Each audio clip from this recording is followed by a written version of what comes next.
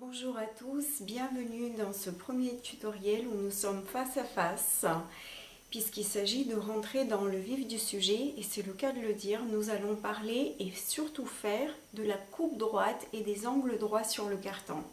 Je suis Ilina, la créatrice et l'administratrice du blog meublesencartonsurmesure.com. C'est un blog que j'ai créé il n'y a pas longtemps.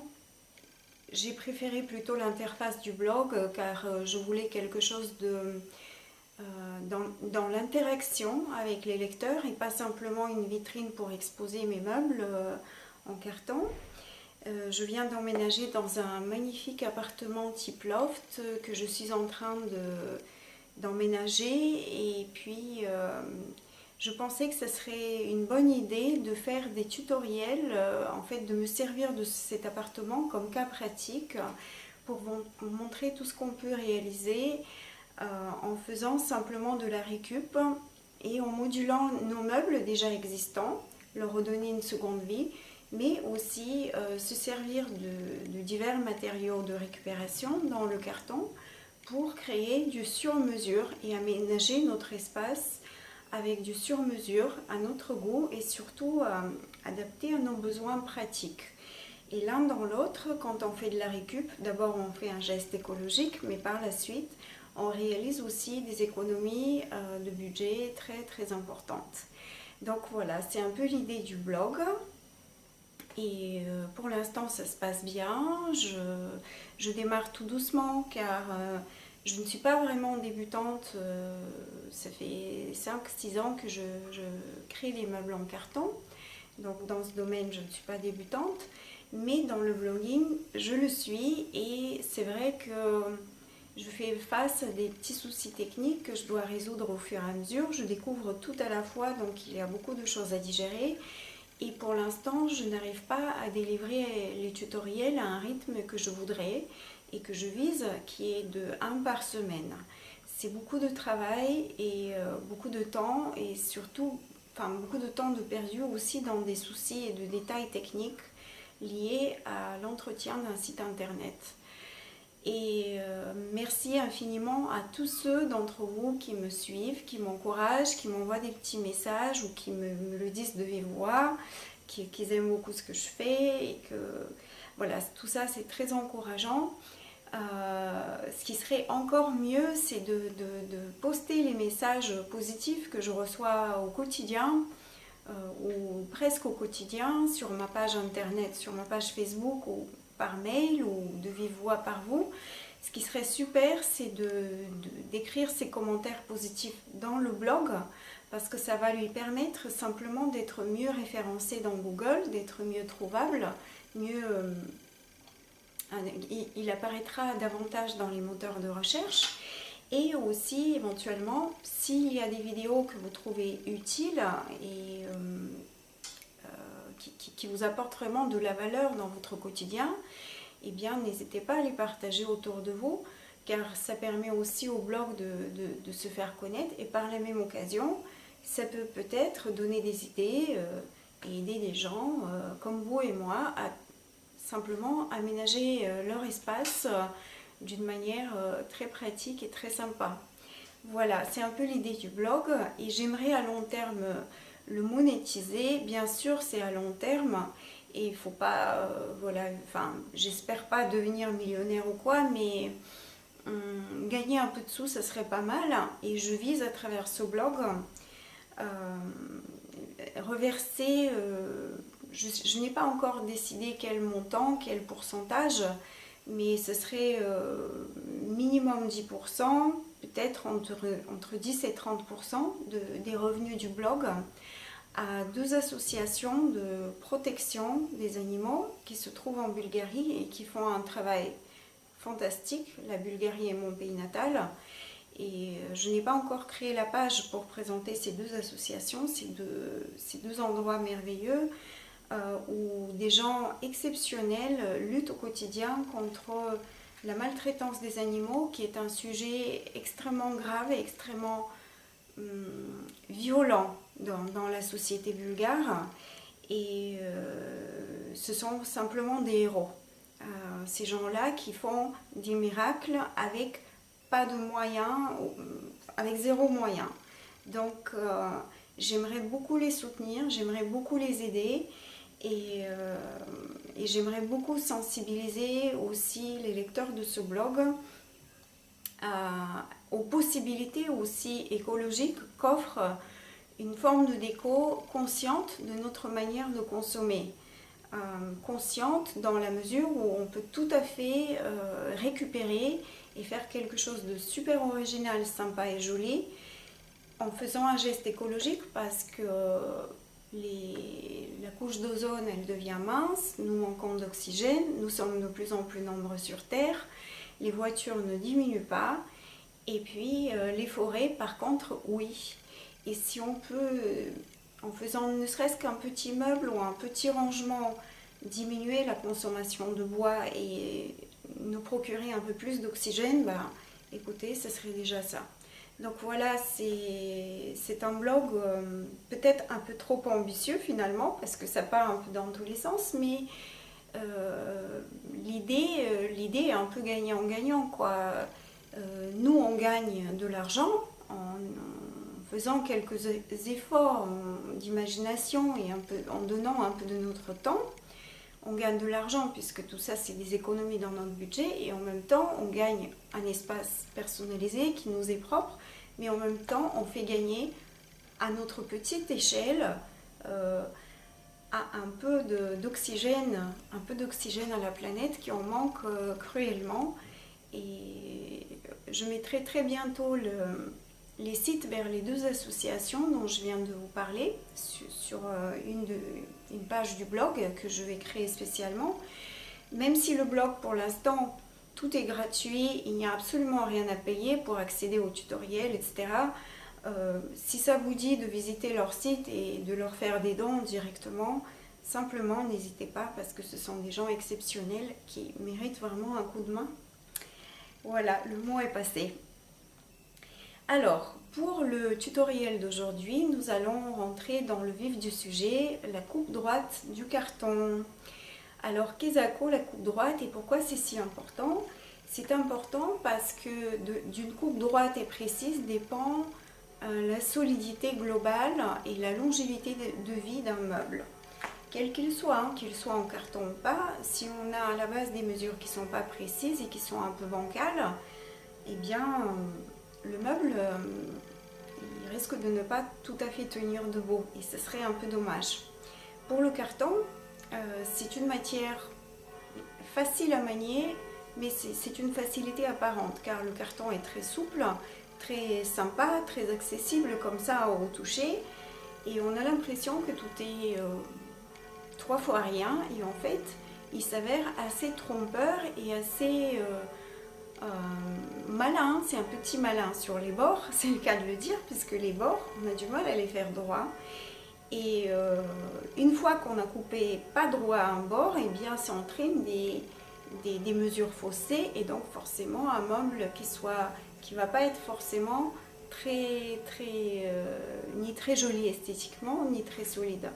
Alors le but est d'apprendre à faire cette coupe droite de base qui va vous donner vraiment une assise, une solidité à toute épreuve et c'est le secret, la base absolue, c'est comme la fondation d'un immeuble, c'est la base absolue pour réussir un meuble en carton et cette coupe n'est pas si facile que ça.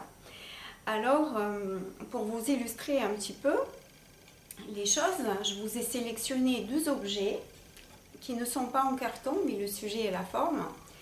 C'est un pot à crayon ovale et l'autre pot, c'est un pot à crayon comme ça, avec des formes rectangulaires, des angles droits, voilà, c'est que des rectangles parallèles et je voulais vous demander à votre avis lequel, si on devait les réaliser en carton, lequel serait plus difficile à réaliser, celui-ci ou celui-ci? Et je pense que beaucoup d'entre vous vont penser que celui-là, il est plus difficile. Et bon, c'est un peu, on se fait avoir parce qu'on a l'impression que ça, c'est plus dur. Et en fait, le plus dur en carton, c'est ça. Parce que faire vraiment 2 rectangles identiques et comme ça, monter l'objet en 3D, faire un cube parfait ou ce genre d'objet, c'est la chose la plus difficile en carton. Et obtenir cette précision en carton, c'est vraiment, ça prend un peu de temps. Et la base, c'est la coupe droite que je vais vous montrer. Et pour ma part, j'étais pas bonne du tout au début. Quand je débutais en coupe droite, j'ai eu une très bonne prof, voire excellente prof. Mais j'hésitais, j'étais pas sûre de moi, j'ai pris de mauvaises habitudes par moi-même. Et puis, j'ai mis du temps à les corriger. Et puis après, j'ai fait peut-être aussi un mauvais choix de matériel de travail quand j'étais seule chez moi. Ce qui a fait que sur mes 2 premiers meubles, mes coupes ne seront pas vraiment une référence de précision. Et n'importe quelle personne qui connaît le carton et le meuble en carton va voir ces imprécisions à l'œil nu. Et voilà, ça fait gentiment sourire. Mais c'était le début. Par la suite, je me suis beaucoup améliorée, justement, j'ai travaillé, j'ai cherché des solutions. Et donc, ce que je vous transmets, c'est un peu ce qu'on m'a appris en cours, mais un petit peu cuisiné à ma sauce, amélioré avec des astuces personnelles que j'ai trouvées pour aller peut-être un peu plus vite, enfin à ma propre méthode, hein, sans prétendre que c'est la meilleure. Mais en tout cas, je me suis énormément améliorée au niveau de la coupe. Et je pense qu'aujourd'hui, je peux vous délivrer cette petite méthode personnelle qui m'a aidé à énormément progresser. Donc je vous dis à tout de suite pour la coupe et bon tutoriel à tous. On commence. Là j'ai un carton de récup, donc pas un seul des bords n'est parfaitement droit. Ce que je vais faire, je vais prendre l'autre, parce que j'ai un petit bout de carton qui me gêne de l'autre côté. Ce que je vais faire d'abord, c'est que je vais m'assurer que j'ai un côté qui est parfaitement droit avant de couper. Donc je prends un bout et je le cale. En fait, ce que je vais essayer de faire, c'est de tracer ma ligne sur le gros trait de la plaque.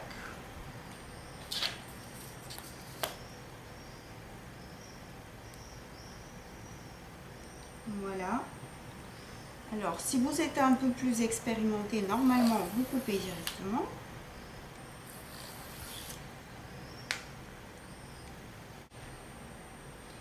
Et là, je coupe. Pour l'instant, je ne mesure pas, puisque ce côté-là va me servir de base pour tracer des lignes droites. Voilà. C'est assez droit. Donc j'ai coupé le long du gros trait. Donc une fois que j'ai un côté qui est parfaitement droit, je le cale sur le bord de la plaque. Je vérifie toujours en passant mon doigt sur le bord de la plaque que ma coupe est droite. Et je viens de l'autre côté. Donc là, je prends le T, qui est un équerre en plastique tout simplement. Je me cale. Je me cale bien sur le bord du carton et sur le bord de la plaque. Et je trace un trait pour réaliser un angle droit. D'accord? Ensuite, je prends ma règle de coupe. Je la cale bien sur le trait que j'ai tracé.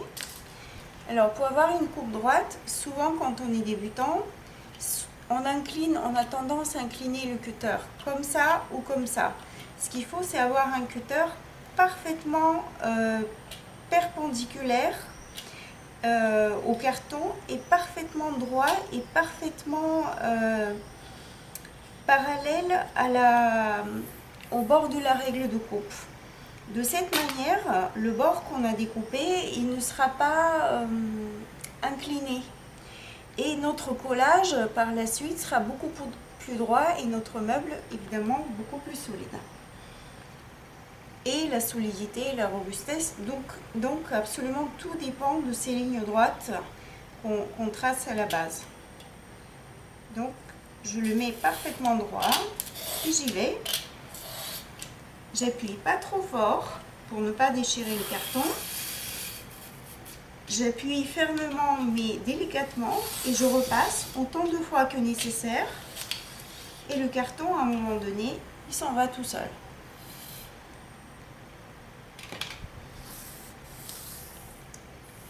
Voilà. Et là, étant donné que j'ai un angle droit, je vais le vérifier dans l'angle de la plaque. J'ai aussi un angle droit. Je vérifie si mes deux bords, là il n'est pas tout à fait au bout, voilà, là il est au bout. Je vérifie que mes deux bords sont parfaitement calés sur le bord de la plaque et parfaitement droit, ce qui est le cas ici. Et à partir de là, là j'ai besoin de 24 cm 5 dans ce sens-là.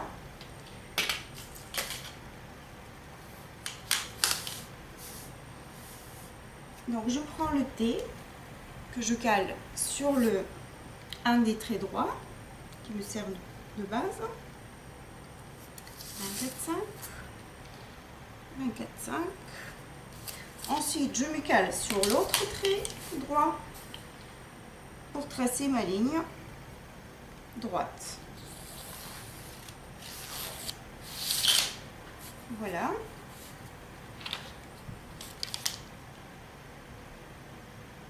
Là, je suis parfaitement sur le trait.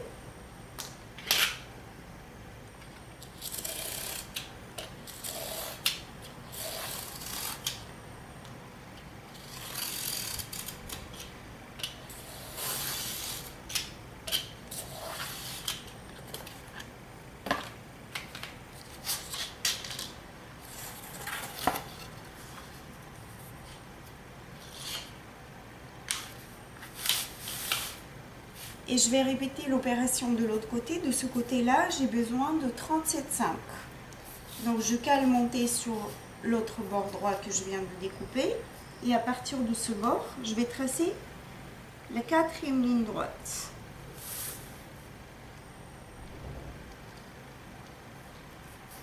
Donc au tout début, je me sers des gros traits de la plaque. Et par la suite, je me sers du T. Pour caler le T sur les bords droits que j'aurai découpés.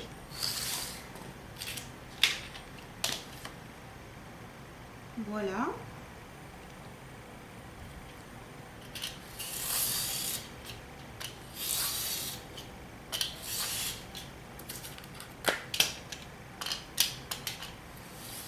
J'ai appuyé un peu trop fort et j'ai un peu déchiqueté le carton. Parce que c'est pas un carton double cannelure très classique. C'est un carton vraiment sympa parce qu'il est double. On voit bien que ce sont des doubles cannelures, mais il est très fin et néanmoins très solide. Donc je vais l'utiliser pour doubler un autre carton double cannelure et réaliser des tiroirs avec des parois qui vont être solides mais pas trop épaisses. Donc c'est parfait, vraiment parfait. Donc voilà, j'ai mon premier rectangle et je répète l'opération. Alors ce qui me gênait tout à l'heure, c'était ça. Donc je vais le découper tout simplement. Je me cale sur le gros trait.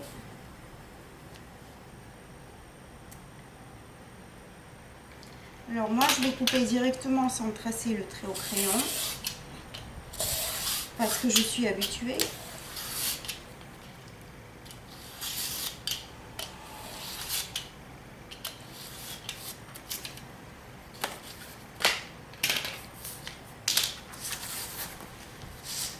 Je vérifie toujours mon bord. Alors, pour être un tout petit peu honnête, même très honnête, le bord n'est pas tout à fait droit. Alors, ce que je fais dans ces cas-là, je me cale de ce côté-là de la plaque.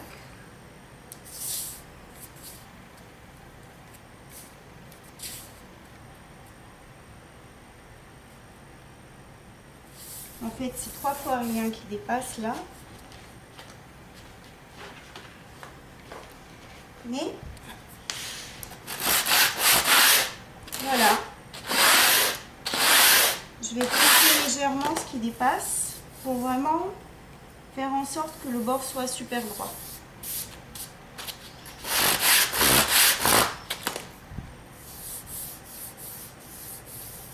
Voilà, voilà.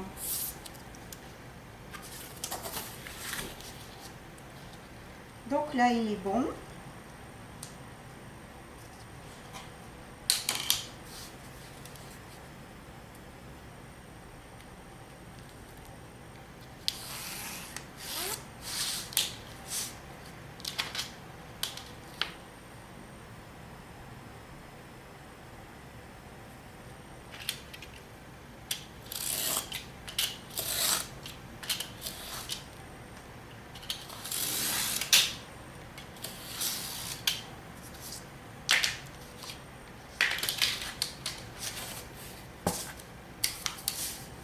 Trente-sept 5.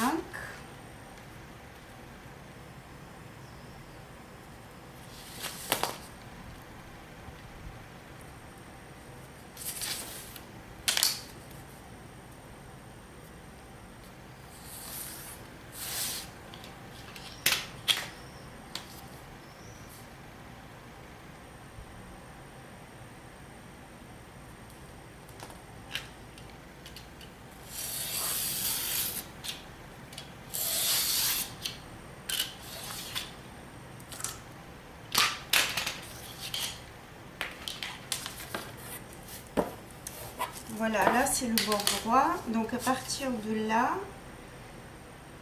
je vais tracer 24,5.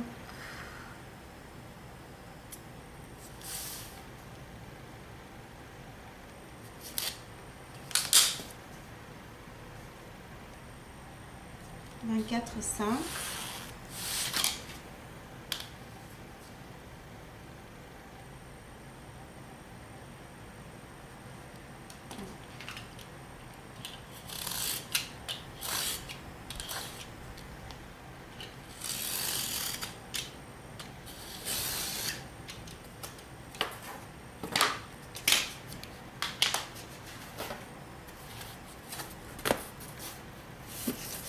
Et vous voyez mes deux rectangles, ils sont parfaitement identiques.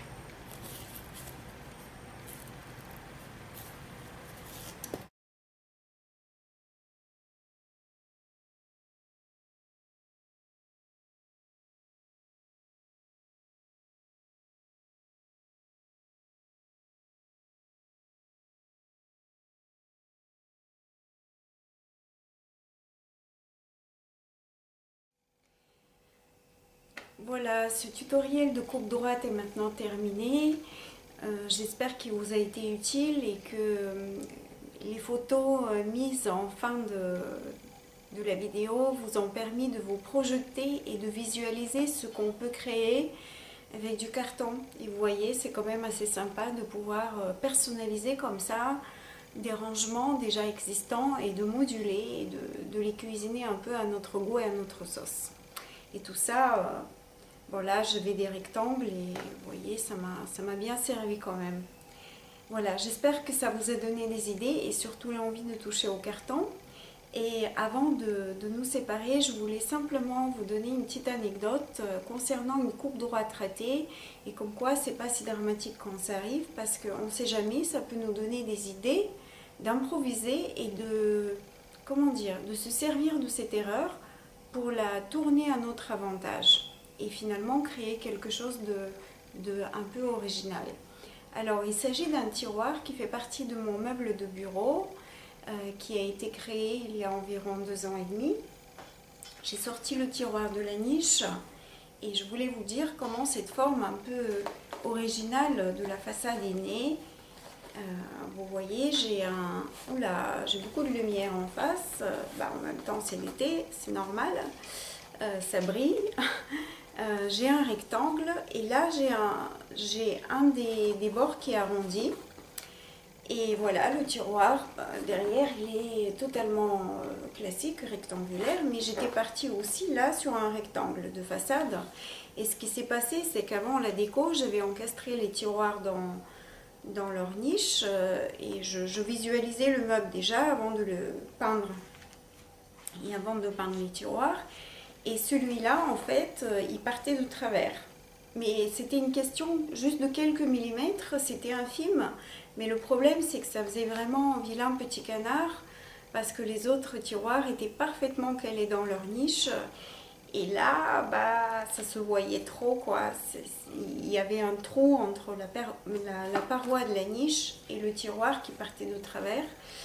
Et du coup, j'ai dû trouver une solution parce qu'enlever la façade, d'abord c'était trop de travail, mais en plus je risquais d'abîmer le reste du tiroir. Donc je me suis un peu creusé la tête et je me suis dit, ben, l'erreur est là, alors allons jusqu'au bout de l'erreur. Donc j'ai arrondi et ensuite j'ai simplement lissé bien pour donner une continuité et ni vu ni connu. Ben, ça fait une forme asymétrique qui est assez rigolote et assez sympathique. Et finalement, je l'ai beaucoup aimé et j'ai fini par l'adopter pour d'autres tiroirs et d'autres meubles que j'ai pu faire par la suite. Et voilà comment une erreur peut être vraiment quelque chose de positif quand on s'en sert à notre avantage et surtout, elle peut nous permettre de stimuler notre imagination et notre créativité.